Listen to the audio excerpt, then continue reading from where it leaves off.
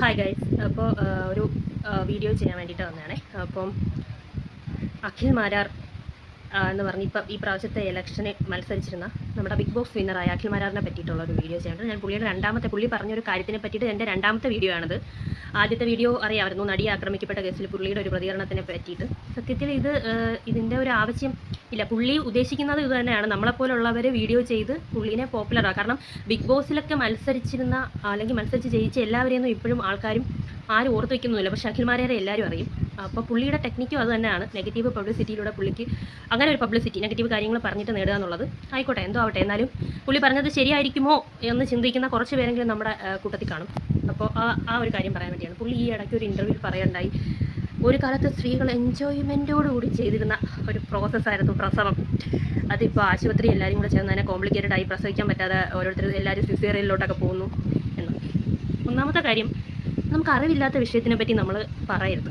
പുള്ളിക്ക് personally experience ഇല്ലാത്തൊരു കാര്യമാണ് പ്രസവം. അതിനെപ്പറ്റി ഒന്നെങ്കിൽ വേറൊരാളെടുത്തുനിന്ന് നിങ്ങളുടെ അനുഭവം എന്താണെന്നുള്ളത് കൃത്യമായി നമ്മൾ അവരുടെ ചോദിച്ച് മനസ്സിലാക്കുക, അതിനുശേഷം അഭിപ്രായം പറയുക. അതല്ലെങ്കിൽ ഇങ്ങനെ വായി തോന്നുന്നത് വിളിച്ച് പറയാനുള്ള ഒരു പ്ലാറ്റ്ഫോമായിട്ടാണ് പുള്ളി ഇതുപോലുള്ള ഇൻ്റർവ്യൂവും പിന്നെ പുള്ളിയുടെ പിറകെ മയക്കം പൊക്കിക്കൊണ്ട് പോകുന്ന കുറേ ആൾക്കാരെയും കാണുന്നത്. സീരിയസ്ലി ഭാര്യമാർ പറയുമ്പോൾ ചിലപ്പോൾ അവർക്ക് പുച്ഛമായിരിക്കും, പിന്നെ ഇനിയാണല്ലോ ലോകത്ത് ആദ്യമായിട്ട് പ്രസവിക്കുന്നത് എന്നൊക്കെ തോന്നാം. എനിക്കൊന്ന് പുള്ളി ഫ്ലാറ്റ് എടുത്ത് ഭാര്യ മക്കളുമായിട്ട് പ്രത്യേകിച്ച് താമസിക്കുന്നതാണ്. ഇടയ്ക്കിടയ്ക്ക് കുടുംബ വീട്ടിലൊക്കെ പോയി അമ്മയോടൊന്ന് ചോദിക്കണം, അമ്മ എന്നെ പ്രസവിച്ചപ്പോൾ നേരിട്ട കോംപ്ലിക്കേഷൻസ് എന്തൊക്കെയായിരുന്നു എന്ന്. അമ്മമാർ ഒരിക്കലും മക്കളടുത്ത് കള്ളം പറയില്ല. എനിക്ക് തോന്നുന്നില്ല അമ്മ മോനെ ഞാൻ എൻജോയ് ചെയ്താണ് എന്നെ പ്രസവിച്ചതെന്ന് പറയുമെന്ന്. കാര്യം അങ്ങനെ ഒരു സ്ത്രീയും ലോകത്ത് ഒരു കുഞ്ഞിനും, ഇന്ന് ഈ മദേഴ്സ് ഡേ എന്ന് തന്നെ ഇത് പറയാൻ പറ്റിയാൽ എനിക്ക് സന്തോഷമുണ്ട്. ഒരു സ്ത്രീയും ഒരുപാട് എൻജോയ് ചെയ്ത് ചിരിച്ച് ഉല്ലസിച്ച് പ്രസവിച്ച ചരിത്രമില്ല.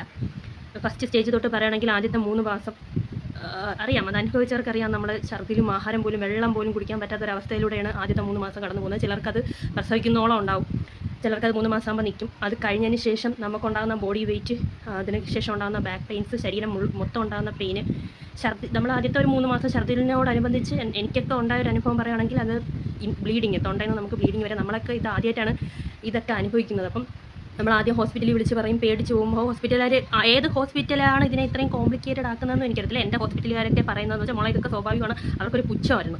സത്യം, ഹോസ്പിറ്റലുകാർ അതിനെ അങ്ങനെയാണ് കാണുന്നത്. ഏത് ഹോസ്പിറ്റലാണ് ഇതിനെ ഇത്രയും വലിയ കോംപ്ലിക്കേറ്റഡ് ആക്കുന്നതെന്ന് എനിക്കറിയില്ല. ഹോസ്പിറ്റലുകൾ ചിലത് അങ്ങനെ കാണുമായിരിക്കും, പക്ഷേ എൻ്റെ അങ്ങനെ അല്ലായിരുന്നു.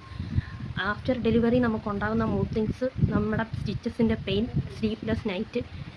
സീരിയസ്ലി പുള്ളിക്കാരന് 2 പെൺകുട്ടികളുടെ അച്ഛനാണ്.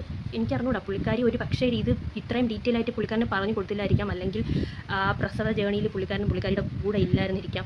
അതുകൊണ്ടായിരിക്കാം ഇങ്ങനെയൊക്കെ പുള്ളിക്കാരൻ പറയുന്നത്. എനിവേ, ഈ പറയുന്ന പോലെ ഓരോ